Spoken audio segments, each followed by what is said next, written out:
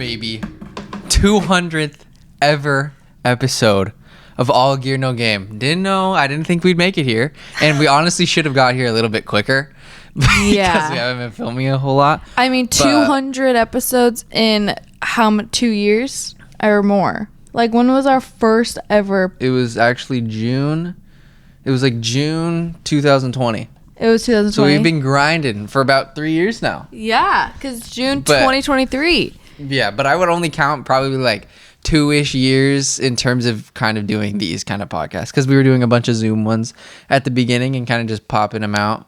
That's true. Especially with 49ers and stuff. But I mean, looking back, it's been one heck of a run. Nothing's changed much in terms of viewership or in anything. I mean, obviously there are more people watching like clips and stuff. Yeah. But I mean, there's multiple videos you've hit like thousands. Yeah, which you just got to keep grinding and sticking at it. But it just, to me, I honestly don't really even give too much of a crap about that. Yeah. It's just a lot of fun for me to talk about stuff. But the numbers don't matter to us. No, not at all.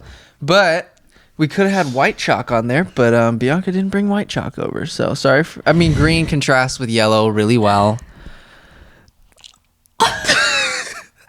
Yeah, okay. We bought a pack of white chalk like, how long ago would you say? Like 7 months ago we bought chalk. When we were at Michael's. Yeah, like months and months ago. And he never got it from my house. So it's at my house. Yeah, because I'm not extremely. It doesn't matter. Bianca's got her sick Barbie outfit because we're going to be checking that movie out tonight. Yeah, I'm wearing pink to represent Barbie. We'll be doing a Barbie review after. I have no idea how I convinced you to actually. My mom was like, how did you get him to go want to see that? And I'm like, I don't know. I got him on a good day, I guess. I feel like it could be one of those movies that might actually be good. You never know. Because there's funny people in it. If Michael Cera's in it, it could be pretty funny. Yeah, I know. Depending on how many scenes he has. Yeah, that's true. I feel like there's just so many like big Hollywood actors in it that it has to be somewhat decent. Yeah. I don't know. I wasn't a Barbie fan growing up though. I wasn't like a Barbie girl. Like never played with Barbies. Like I never watched the shows. Like picking up insects. Yeah, I like bugs. And I like. What? I saw the sickest action figure ever while I was in Las Vegas. It was Steve Irwin, and he had a crocodile. That is with him. sick. And I think you could press buttons on him, and it would actually be real life lines of Tell him stuff what you he thought said. about Vegas. Rest in peace, Stevie. Vegas. I don't know if I want to work for the UFC. Want to live there? Might want to do a little bit of a remote UFC podcast from somewhere else other than the smoke-filled desert capital of the world. Because I looked in the mirror, it looked like I've been roasting out in a hot box for about 48 days when I was there for 2 hours. Dude, so living there probably ages you.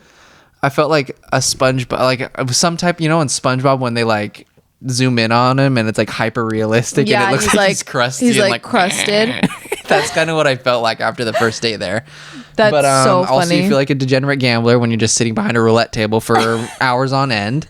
Also, you feel like you're a degenerate gambler. Yes, and yeah. Well, at least if you were to live there, you wouldn't be gambling all the time. No, but I'd be working. I mean, you never know. Actually, you could. But the Strip, somehow get an addiction. It's just crazy. I've never been there. So it's just an amazing place to be. And you don't need to be there for more than 72 hours, I don't think. It's an amazing place to be that you can see it all in 2 days. I was there for 3 days, and I felt like I was there for one long day. Kinda. You were there for 5 days. Monday to Friday. I got there on the 11th and left on the 14th. But you were there Monday 12, to Friday. 13, 14. Yeah, but we didn't really do much the last day. That's true. You left pretty early. Yeah. But this episode, dude, gonna be fun. But what did the UFC come out with? Kellan's dream, UFC Matchmaker Sweepstakes. I didn't really read the fine print on it at all, and I've already made like 2 or 3 of them, trying to use up as many emails as physically possible. So maximize these chances of getting to meet Dana White in the war room. And dude, if I'm telling you, if I got this opportunity, I already told my sister this, the itinerary that I would lay on the UFC brass with the fights that I think that they should make, it would be so unbelievably detailed. Like they would just be like, bro, we're gonna hire you on the spot as our little matchmaker. Because I would have so many great fights. It would make them so much money. I would just come in with my little 3-hole paper binder, and I would lay it on the table and be like, This you is read all this you need. shit, man, and you're going to want to hire me. But because it's not just like, oh, I want to see Colby versus Hamza. It's like actual fighters that like not a ton of people know about that you can, if you match them together, the fight's going to absolutely blow up and they're going to gain recognition and then you're going to have superstars on your hands, you know? So, but I'm going to have Bianca make her own, and then we're going to use her email and stuff because I think I've almost tapped out on my emails. So for the 200th episode, I'm making a match. Yeah, well, she's just going to build the card, and then hopefully she decides to use me as her +1 if she makes it. Oh. Yeah. Hopefully. This is like, who would you bring? I'm like, obviously I'm going to bring Bianca, dude. No, he doesn't want to bring me. He said he wouldn't bring me. So for your main card, all right, we're going to get into this right now. We get to select athletes. It's kind of dumb because you don't get to do like interdivisional bouts. So you like if I want Alexander Volkanovski to fight Islam Makhachev, I don't think you can really do that. I mean, we could hypothetically do it, but for this, we Should I use the can't. whiteboard at all? If you want to write it down, sure. Okay. Let's start from the bottom. Should we try to get like a female fight? Yeah. And then flyweight, bantamweight, featherweight. Like what divisions do you want in there? Like what's a must that you would want? Featherweight. You want a featherweight fight? Okay. We'll start off with a featherweight men's bout. Okay. Wow, why is it all black? Search by name. Why is it black, Mike? Oh, it doesn't matter. All right, featherweight men's fight. Who's one of your favorite featherweights that we're looking at here? We've got Volkanovski, Yair Rodriguez, Max Holloway, Brian Ortega, Ilya, Josh Emmett. I mean, there's just some absolute axe murderers in this division, dude. We could do a fight with all championships too if you wanted to. Oh, that's sick. Mm-hmm. Let's do. Well, Volk just fought. We could do random ass people too. Like there's Bryce Mitchell, Dan Ige, Edson Barboza, Alex Caceres. I kind of want to do Edson Barboza. Edson, all right, sounds good. Edson Barboza, solid money pick, especially for an undercard. Veteran, amazing striker. Who would you want Edson Barboza to fight, dude? Diego Lopez's hair. Diego Lopez's hair. Do you want him to fight? You want Edson to fight Ilya Taporia? That would be an absolute massacre. Yeah, but isn't Diego Lopez? He's got to have the sickest hair in the UFC. Yeah, maybe back in 2008. Yeah, Lucas Almeida, insane.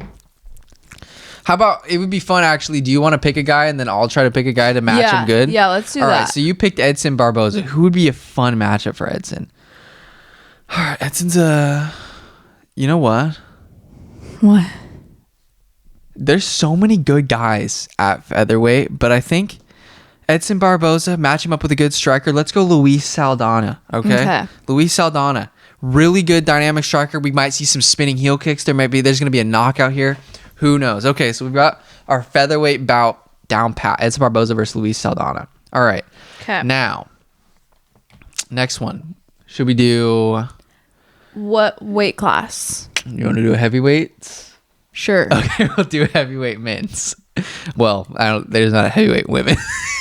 Dude, they should. Dude, that'd be sick. What would be heavyweight women though? Like 160 plus? I was gonna say probably like 160. Yeah. Dude, I would love to see that. All right, we've got Sergey Pavlovich. What was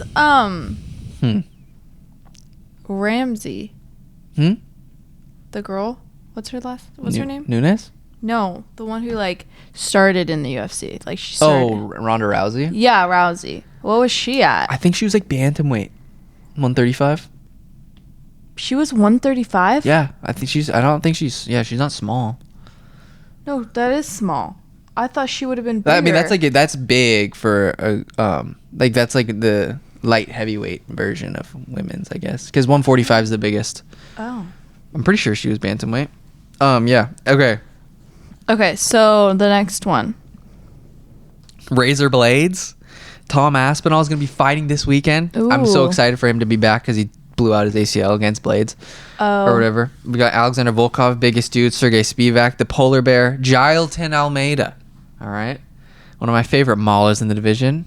Martin Tybura, who Aspinall will be squaring off against. Derek Lewis, always fun. Yeah, I was gonna say I do like him. All right, well, Oh wait, no, I like Ty. Oh, you want to do Ty? Ty. Yeah. All right, we got Ty Tuivasa on here. Yeah, Perfect. I like him. Okay, who should Ty fight? Who would be a good stylistic matchup for Ty You Tuivasa? choose. Ah, God. Who would be fun? Like, I don't want anybody to take him down, you know. Oh, let's do Waldo Cortez Acosta. That would be super duper fun. Oh, actually, yeah, let's do Waldo Cortez Acosta versus Ty Tuivasa. That's a Waldo good Cortez, one. That's a good one. professional baseball player. He threw like 90 miles an hour or something. Dang. Or yeah, he was gonna play professional baseball. All right, now what? Should we have a girl fight? Nah. Yeah. Yeah. What division though? Let me see. We've got women's flyweight, which is stacked. Women's strawweight, stacked. Women's bantamweight, all right. Women's featherweight, pretty. Let's do flyweight. Wow. We got Alexa Grasso, Mexican champion. Manon Fior, Okay. beast mode. Aaron Blanchfield, really good. Tyler Santos, beast. Caitlin Chukagian, good. Macy Barber, young, upcoming. I mean, she's been in the UFC for a bit, but she's coming off a good dub. Viviane Araujo, Amanda Hebos, Casey O'Neill, good grappler. Tracy Cortez. Dude, there's some good ass fighters here. Corine Silva. And also we have got Juliana Miller, and we obviously have our girl Natalia Silva, who is pound for pound the greatest fighter in all of mixed martial arts. Let's do her. Okay, we got Natalia Silva. Probably one of my top 5 favorite fighters in the entire UFC right now. Really? Who would be a good matchup? Let's go.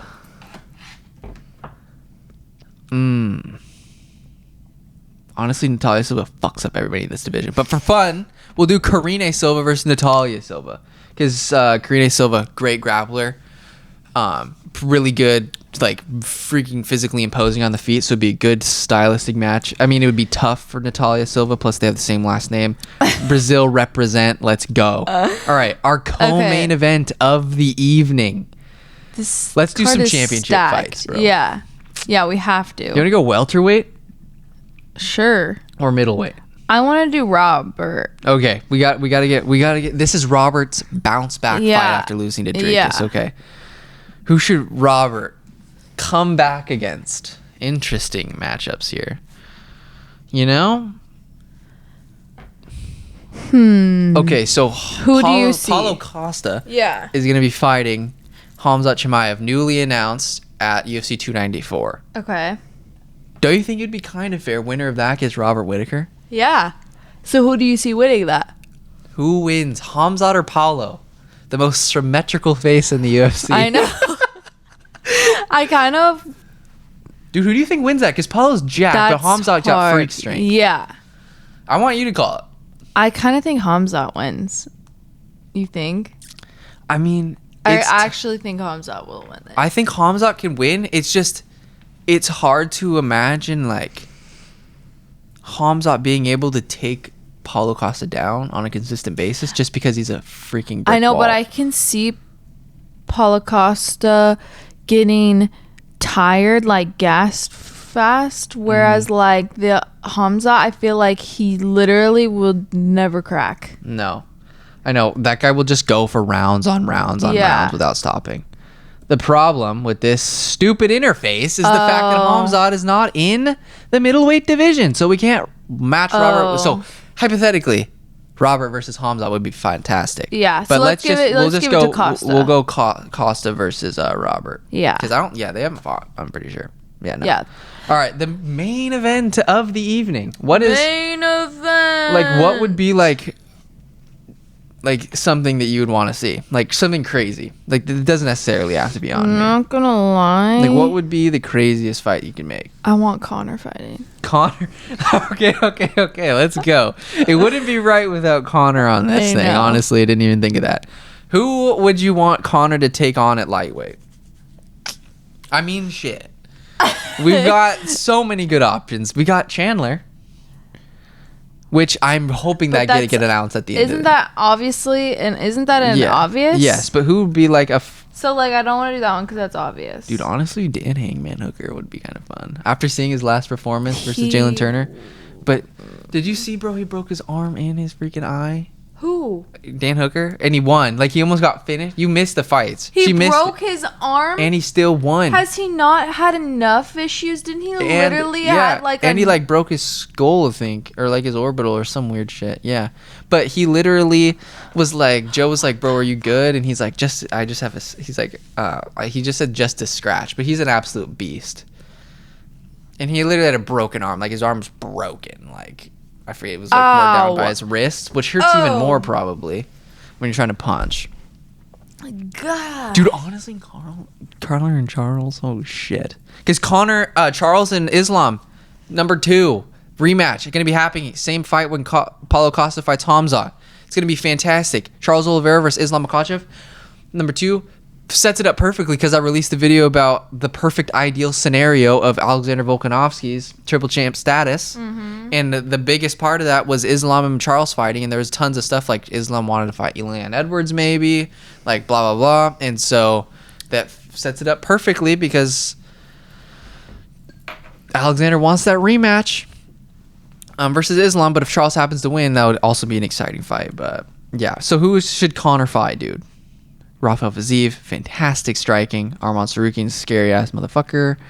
Money Moicano. Money ass. Justin the Highlight Gaethje. Okay, we can go some rando. Give him the big red panty night. We got Kimwell Kirk, Patty Pimblett. Patty? Okay. I feel like that'd be kind of funny. Honestly, could you imagine you go to England or some shit? You sell out some insane. I mean, this card is actually kind of badass, honestly. But let's move Tai Tuivasa to probably the third fight up. Yeah. All right, so UFC 1000 is going to be Conor McGregor versus Patty Pimblett headlining that shit, selling out some arena. Then we got Robert versus Paulo. Imagine if it's in Scotland or somewhere. Ireland. Dublin, though. That'd be wild. That'd be crazy. Patty Connor in Dublin, Ireland. Then we got Ty versus Waldo Cortez, Natalia Silva versus Karina Silva, Edson Barboza versus Luis Saldana. I think it's a solid card, and we're gonna save and submit this sucker. Okay. And Dana White's gonna see this and be like, "Who the heck did this?" And we're gonna be like, 2 legends did it. Bianca.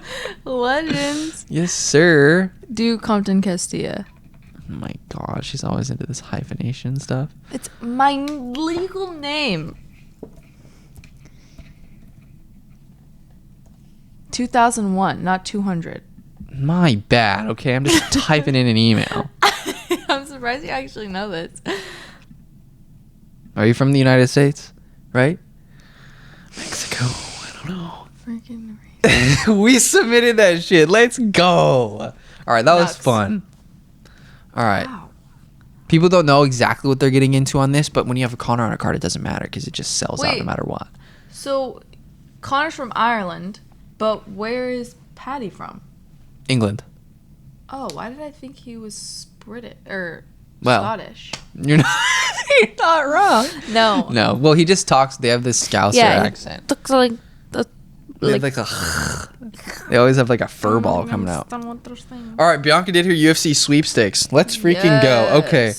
When we're looking now, we're gonna get into. Are we on the itinerary? Schedule? All right, we're gonna go into really quickly just to get it over with. All right. Potions in it. Potion recipes. That's what you said last time. It looked like I was reading off a scroll. This is my secret UFC formula recipe book, like Mr. Krabs. The Aspinall, the England card, I feel like it's been so slept on and it has absolute amazing fights, okay? Javel Filho to start it off. It's like he's a good fighter. Like Bruno Bazil's good. Really quickly, we got to get into this. Just really quick, the guy to watch on this card, even though it is extremely stacked, I think the main guy to watch on here is Yanal Ashmouz, lightweight division, coming off that crazy dub over Sam Patterson in his UFC debut. I really think the Red Fox? Is his name the Red Fox? Yeah. the Red Fox. He's good, man. He's got the concrete in his fists. He seems like he'd be tough to take down. He also seems like he can change levels with relative ease. Like I remember watching this film on, like he can take you down. He's just a really well-rounded fighter, and I think he's just like another insane addition to the lightweight division. And so I'm looking for him to get another finish over Chris Duncan, but who knows? Chris Duncan's tough.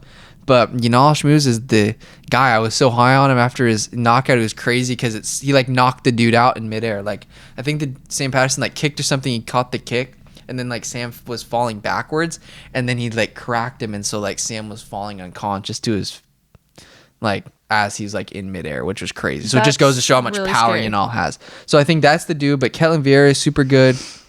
Another good fight is going to be Mark Jacasey versus Joel Alvarez. Who know, like Mark Jacasey, if he's going to be like super heavy with his grappling against Joel, it's going to be tough because Joel just he's taken the right approach. He got kind of the shit kicked out of him against Arman Sarukian, has been out since then, I'm pretty sure, and I think that he's going to pose massive problems on the feet for Mark, but who knows? It could be a grappling fest, but I could see Joel Alvarez getting a finish here. Danny Hot Chocolate Roberts is coming back.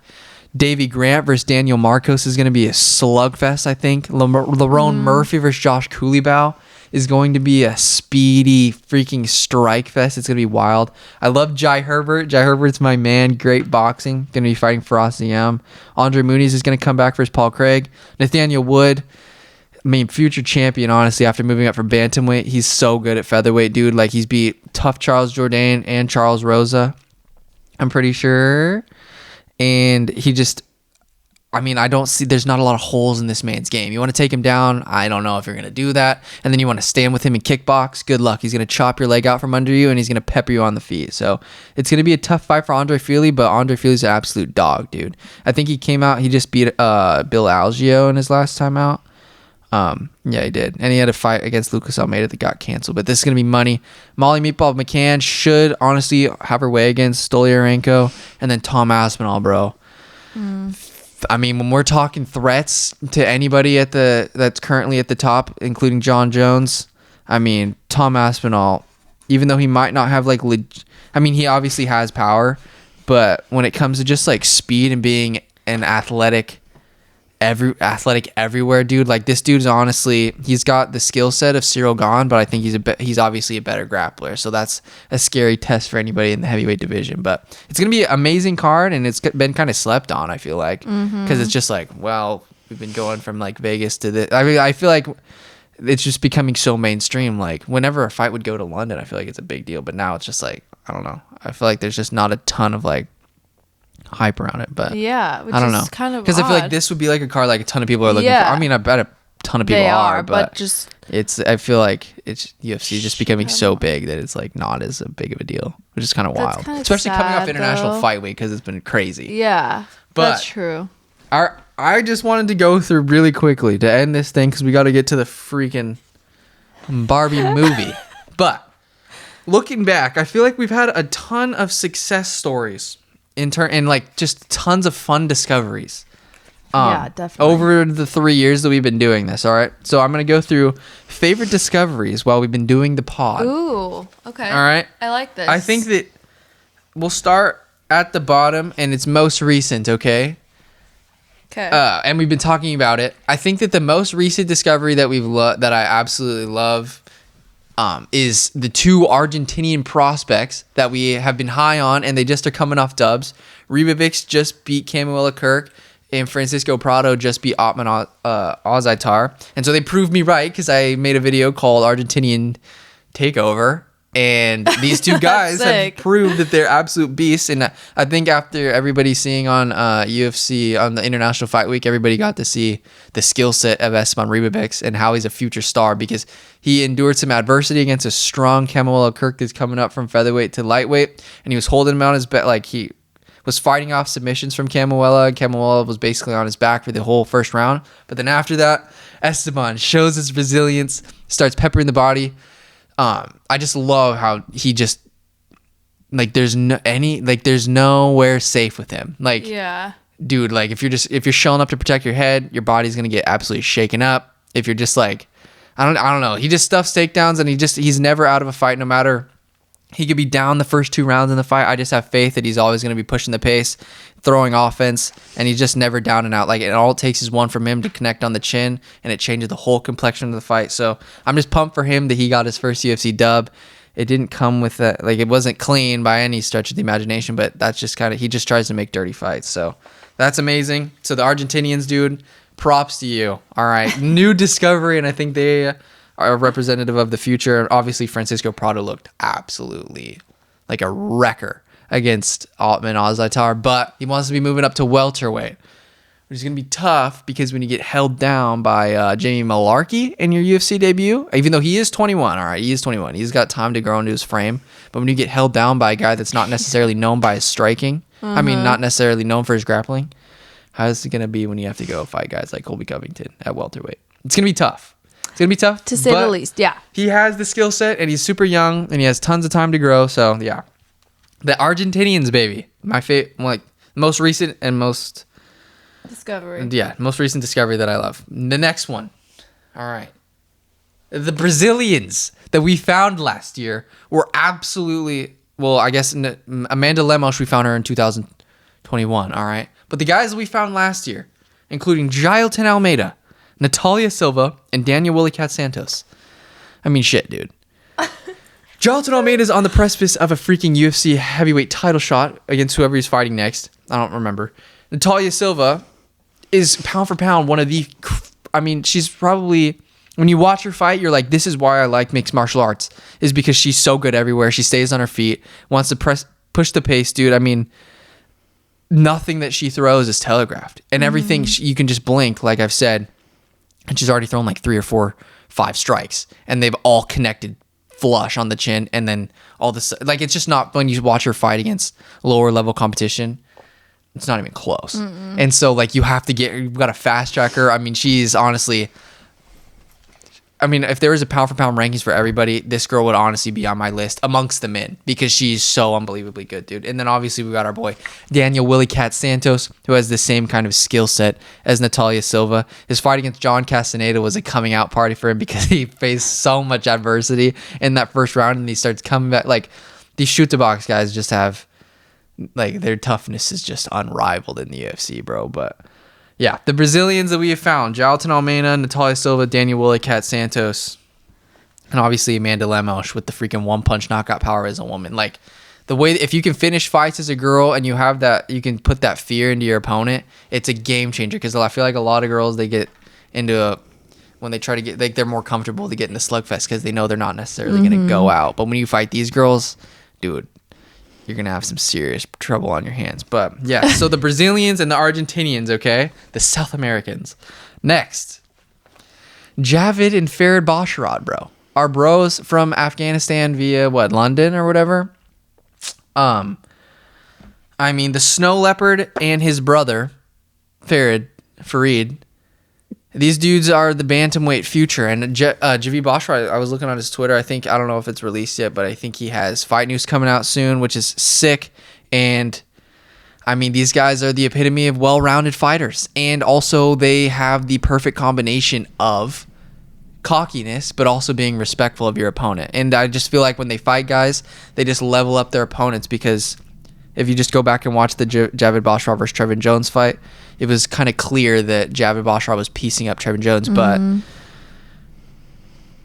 like, Javid was kind of like urging him on. He's like, bro, let's just do this. Let's throw down. And it kind of just made just for an amazing fight. And it's just, even though a lot of the fights do seem kind of well-rounded just because of how good they are, I feel like you just always are going to get the best. They get the best out of their opponents, and it just makes for a great show. And also, they're just really nice people, I feel like. But the Snow Leopard and his brother, Javid and Farid, I mean, I was super pumped. I think they were from 2022, and then Farid made his debut earlier this year against a tough was Damon Blackshear, bro. But Javid Basharat is going to be touching UFC gold, and that's a fact on God.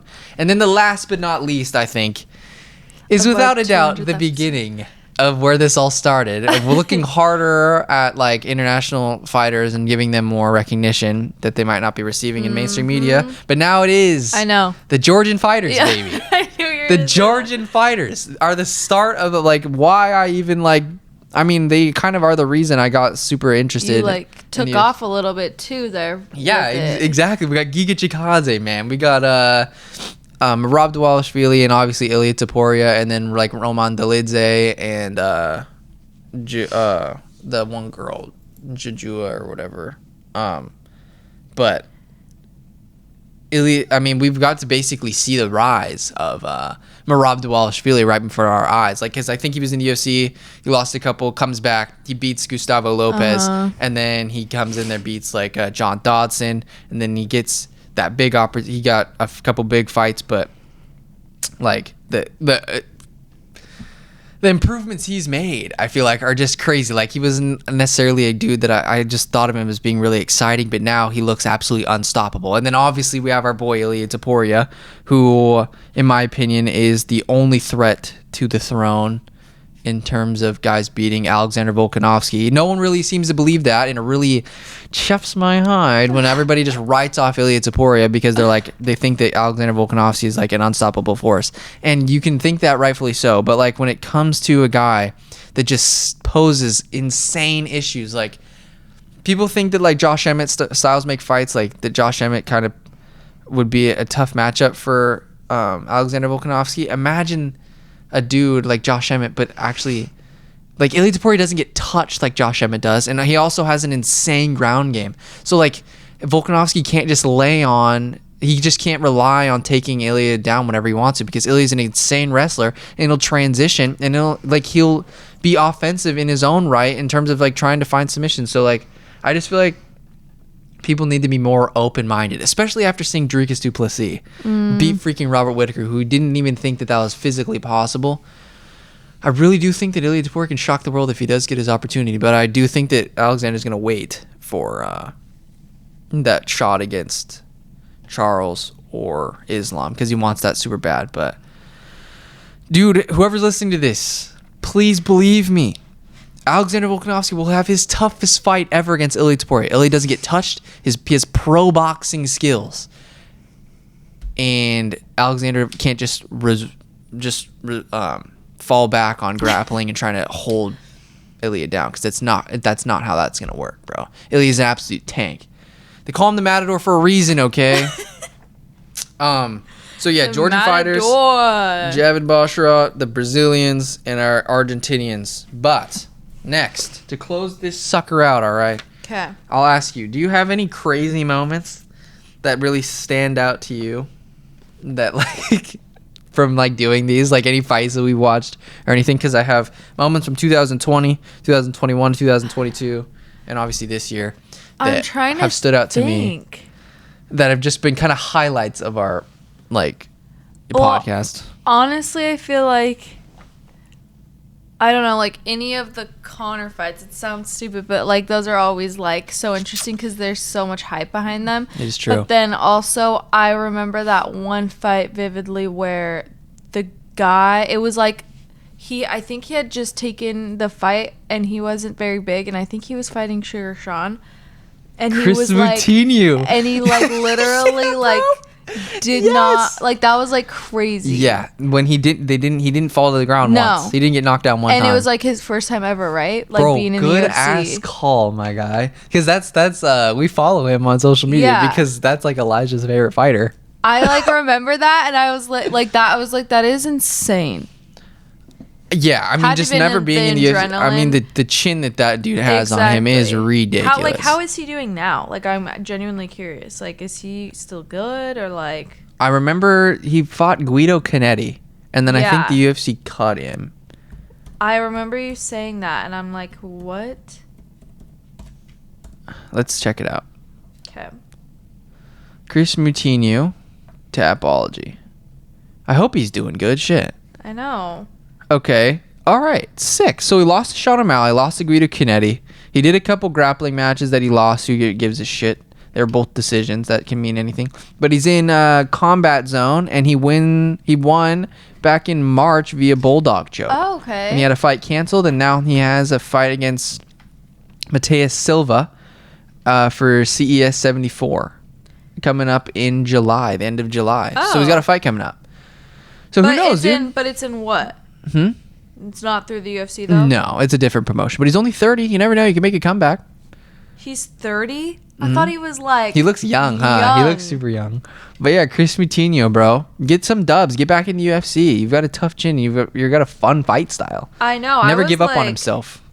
Never gives up on himself, bro. Wasn't that so sick? That was absolute wildness. Because there was a time when like he kind of cracked him a little bit. Yeah. Like he did hit him like one or two times. And we were like, no fuck? way. Like, what? Yeah, that was wild. That would have been probably one of the upsets of like the year. I mean, of like all time, honestly. Yeah. Okay, what's another one? Can you think of any? What other things? I feel like there's a lot. There's just too many. There was one that I felt like was kind of crazy between Tuivasa too. That was kind of wild. Yes, when he fought Derek Lewis. Yeah, when he fought Derek Lewis, that was crazy because Derek cracked him. I think. Yeah, that one was crazy. And then he ended up knocking out Derek. That was wild. I know, for because sure. I've never seen that man get knocked out. Like, I feel like that was kind of like, dude. Yeah, we want Tai Tuivasa to come back, bro. He's had some tough matchups. Because when you get to the top of the the heavyweight division, all it takes is one. Yeah, obviously. So, especially fighting Sergey Pavlovich after coming back. I forget he lost. And then he came back, I feel like, relatively soon. And it's like, you don't want to do that at heavyweight. You want to take time off. Especially when time's on your side in heavyweight. Because you don't have to be the youngest guy in the world. Yeah. You can be like in your 40s and be fine. And you don't have to be in like great shape. Like you just, no, you literally just go down. and fight. Yeah. Anything else? I don't know. I'm trying to think. Do you have one that's like at the top of your mind that sticks out? I have like one or two from like 2020, 2021, 2022, and 2023. Okay, I want to hear him. Okay, my one from 2020. I mean, we're not really branching out too far, but the fight between Dan Hooker and Dustin Poirier was probably one of the craziest fights I've ever seen in my entire life. It kind of just had that vibe because everything's in the apex, obviously, because of COVID, and it was just a wild fight because I didn't really expect Dan Hooker to. I mean, this is when Dan Hooker was, because I think he was coming off the Paul Felder fight, and we're like, shit, dude, Dan Hooker's a freaking beast mode, and he called out Dustin Poirier, and then they ended up putting the fight together, but Dan Hooker was putting it on a world-class level Dustin Poirier, who I didn't even think that was physically possible. But then Dustin Poirier just shows, I mean, the gas take on that guy and the chin on him is insane because as that fight progressed, even though he did get tagged a ton early on in that fight, he started to take over in the latter rounds. And it was just crazy because you knew that fight. There was just like no doubt in your mind that fight was going to be an absolute brawl slugfest. Those are just the best kind of fights to watch. There's ones you have no doubt in your mind that these guys are going to meet in the middle and start throwing down. And Dustin Poirier's boxing is obviously some of the best in the entire UFC. But you probably didn't see that fight. No, but I don't remember that. It was just berserk madness, and that one just kind of stands out. All of 2020, there was some good fights and there was some good prospects that came out. But I think in terms of everything, that was probably the one thing that stood out most to me was Burgos and Emmett, I think, was in 2022, and that one was really wild. But Hooker, because after that one, I think is especially like ingrained in my mind because Dan Hooker was never really the same after that fight. Yeah. Because he took so much damage in the Felder fight, and he took so much damage in the Poirier fight that it just zapped him, I think. Because he had a lot of losses after that, didn't he? Yeah, because he lost to Chandler, and then he lost to obviously Makhachev, but then he got knocked out by Arnold Allen, which was bad. I remember him getting knocked out. Yeah, and then he I feel like I watched. He came back one against Claudio and did good, and now he Now beat he's doing Jalen Turner, better. who was a world beater to me. I mean, the head kick that he took, his chin's back, bro. Like, it's crazy. Dang. Okay, from 2021, we're going to go Georgian fighter on here. I made a video right after this that is Merab Dvalishvili the most exciting bantamweight? And he most definitely is. Like, I don't agree with any of the notions that like he's boring and he just tries to grab your legs the whole time. If you're attempting 40 takedowns, no matter how many get stuffed in a 15-minute period or something, or a 25-minute, like that's savagery. Yeah. But when he fought Marlon Moraes, I was like, all right, this is Merab's time, because this is Marlon Moraes, where this is like dude that's backed up against the fence, like on the verge of getting cut from the UFC. Like, Marlon cracks Merab. Okay, Marlon cracks Merab, and I'm like, oh no! And then somehow Merab recovers, and then I think that he lands his own shots, and then doesn't he end up doing some ground and pound, or he wins via knockout against Marlon Moraes? But it was the most wild round of all time, round of the year in 2021, without a doubt. But that's when I knew Merab's got that absolute DAWG in him. And he freaking came back, and I was like, all right. And then he's never been the same since that. Like, he's looked like a world beater. Like, no one's really come close to beating him after that, which is crazy. So that was like Merab's like coming out party in a way. That's one from 2021. Then the next one from 2021 that stands out to me was when we got to see Charles Jourdain like blossom in front of our eyes against Andre Ewell. Like, when he had that war cry, bro, when he was just absolutely piecing up Andre Ewell. And the end of their fight, and then he was like yelling at him, like, and then throwing head kicks and just constant combination spinning like body kick. It was crazy, but I was like, holy shit, dude, Charles Jourdain's built different. And that's when I was like, oh my god, like we have a star on our hands here. And so like those are the two moments from 2021 that stick out to me. And then 2022, obviously Pereira beating Israel Adesanya. Like, I don't think Bianca or my mom has ever seen me like go as crazy as I did when that happened, bro. I was up like screaming like, oh, shit. That was crazy. Like, because I was not expecting that at all. Like, I was just expecting. I mean, yeah, that was insane. Especially when Izzy like cracked Pereira at the beginning. Yeah. And I was like, oh shit, like this is going how every other fucking Izzy fight goes. Yeah. And then I was like, if Pereira just starts opening up, he's pushing the pace, he's pressing him up against the octagon. But the difference between him and like other guys like Jared Cannonier that did that, Pereira actually has like the reach to touch him. And I was like, bro, if you just like start throwing punches, like you might start connecting. And then that's what he did. And I was like, holy shit. That was and then insane. He got him, man. Crazy. That was awesome. And then Israel got his revenge, and now we want Dricus du Plessis to knock his head off. Okay. Now, then the next one was 2022 was when Ilya Topuria fought Jai Herbert, all right? I was like, Ilya Topuria, because he was coming up, this was his first fight at lightweight, and I was like, Jai Herbert, sneaky ass fight. Like, I'm thinking that Ilya's taking this fight like, oh my god, I'm gonna put a statement, like make a statement, like fucking just run through this guy. Yeah. Like, even though it is a good stylistic matchup, like I think Ilya, even though he is smaller, he was more physically stronger than Jai Herbert. But Jai, I'm telling you, he's got sneaky boxing, and he threw that head kick out of fucking nowhere, and it almost diverted the whole course of Ilya's fight. But luckily, Ilya probably has not taken a ton of damage and hasn't. He like that's like the most he said he's ever been rocked in a fight. Wow. Like, he was just in a wild exchange, and then he just kind of Jai just threw that weird little Leon Edwards-esque head kick out of nowhere.